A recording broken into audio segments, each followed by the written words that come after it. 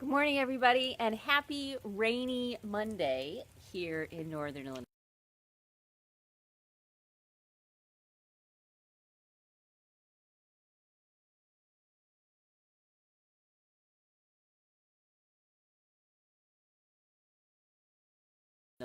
Here we are.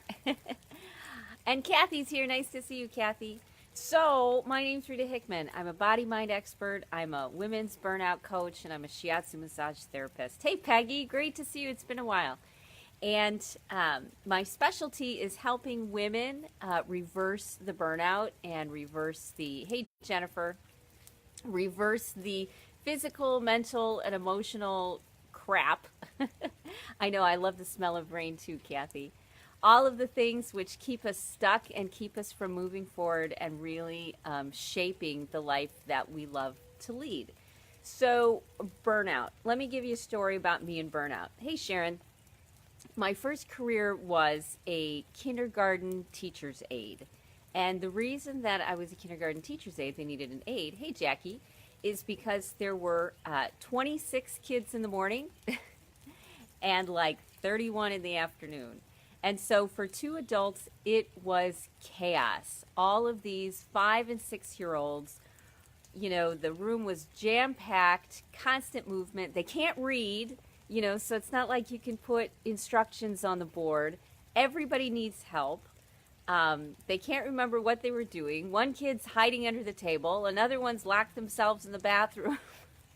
It was insane. It was complete chaos from, the moment they walked in the door to the moment that they left, all while keeping it all contained and controlled. And because you're a role model, you're the teacher, you're the one who needs to help these crazy, out of control hooligans get their act together. So at the end of days like that, both the teacher, her name was Mrs. W, and myself, we would go home and we would stare at the wall. Because after day after day after day of that high level of chaos and unpredictability and energy and being super present with like a half hour for lunch, you got burned out. You got it so that you could hardly see straight. And so every time that, almost every day when we would go home, hey Joanne, we would sit there and we would stare at the wall.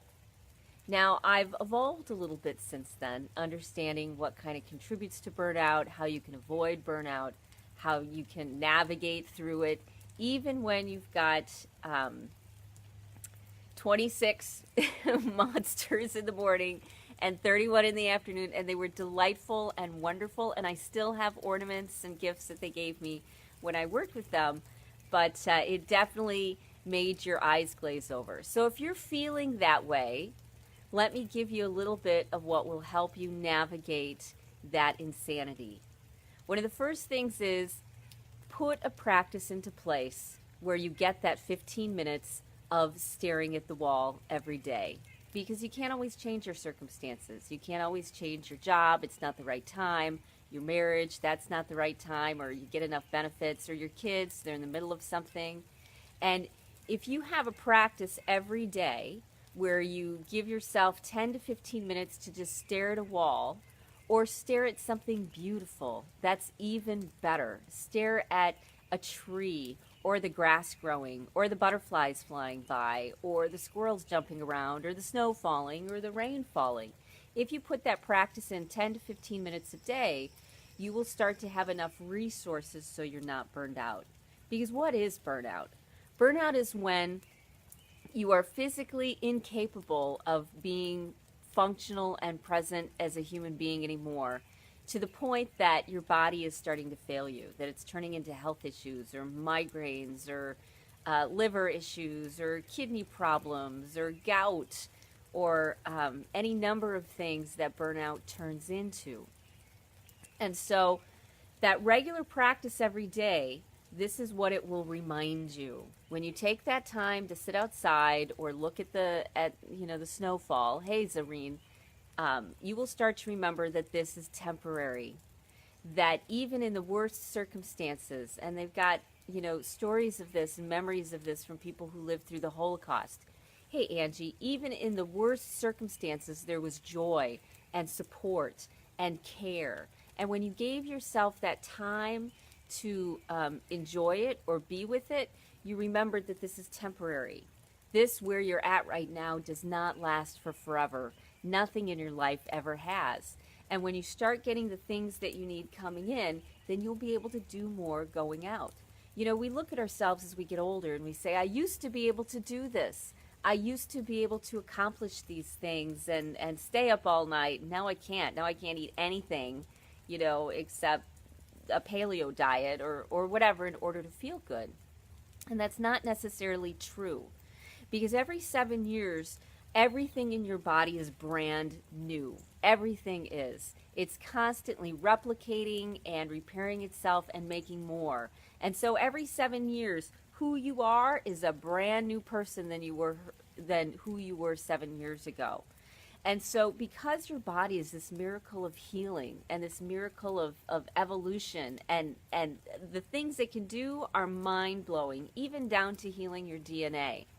When you start to do the things that make you feel good, then you remember that this is temporary. This is a process. You are in process.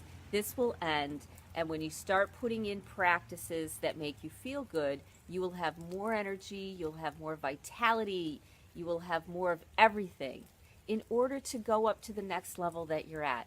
When you hit burnout, what that means is that you are in a position of transition, a position of transformation, that you're about ready to go to the next step. That's where those phrases like it's always darkest before the dawn come in, because when we feel at that complete burned out moment and we have got to do something different, that's when we do.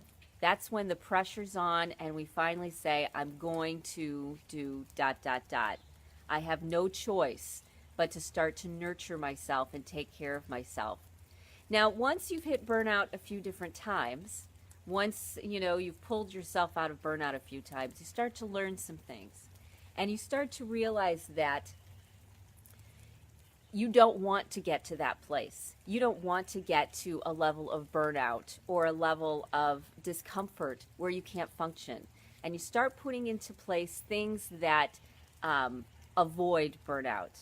And we all know what those are. It's movement, it's healthy food, it's friends, it's joy, it's communication and connection, it's nature, it's beauty. It's all of those things. And the cool thing is you can put these things into your regular life. You don't have to move to Tahiti to get them. You start putting things into your life that make you feel good. You start looking at your job and asking yourself, how can I make this fun? I was working with a wonderful woman the other day, and she hasn't thought for a long while, if ever, that she could make her accounting job fun. You have to look for ways, because if you don't look for ways, you're going to end up burned out. So how do you get motivated when all you want to do is stare at the wall? Stare at the wall, but stare at the wall maybe someplace that's beautiful with great music and flowers and something pretty to look at. Give yourself that time limit, 10-15 minutes, and you'll start to get reconnected. Now, it'll take a little bit, because 15 minutes won't turn around decades worth of not caring about yourself, of not telling yourself that you're loved. One of the things that my clients do is we use essential oils, and I put them on a tissue, and they take the tissue home with them and they put it in their purse. And so every time they open up their purse, they remember how much they love themselves, how much fun they had hanging out with me, and that keeps them from getting burned out.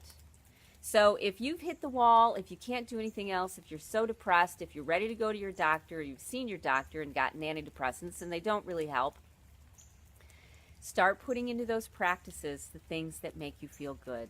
And when you do that, when you have more joy coming in, then you have more to give out, because your body will start to fix itself, it will start to heal itself, and you'll have more to give. That's the common misconception that everybody has, is they think you have to work, work, work until there's nothing left, and only when you've sacrificed everything and there's nothing left do you deserve to do things that make you feel good.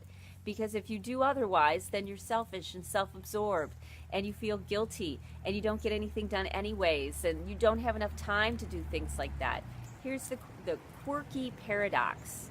The better you take care of your body, of your emotions, of feeling good, of feeling happy, the more you can do.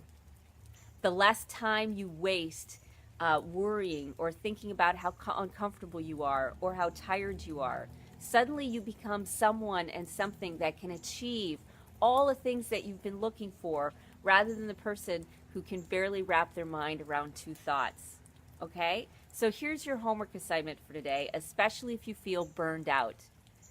Stare at something pretty. Take that 10-15 minutes, whether it's in your car, whether it's in your backyard. Hey, Ada Maris, no matter where it is, take that time and stare at a tree. And that's what you've been doing for the last 10-15 minutes if you've been watching this live stream, is you've been able to stare at something pretty and listen to the rain. And you should feel better already. You should already feel as if you're a little bit calmer, you're a little bit happier, and just maybe you can get on with your day, okay? So homework assignment for today. Find something to stare at that's pretty and sounds good and smells good to refresh you. And that's how you get your motivation. Okay, so I will see you tomorrow. I hope you have a great rest of your day. I hope if this was helpful, comment, love, like, share. This is how we build the tribe. This is the algorithm that Facebook works on. And we're trying to get us all together and really create a cornerstone of people who are looking to change the world in a positive way. So have a great day, and I'll see you tomorrow. Bye.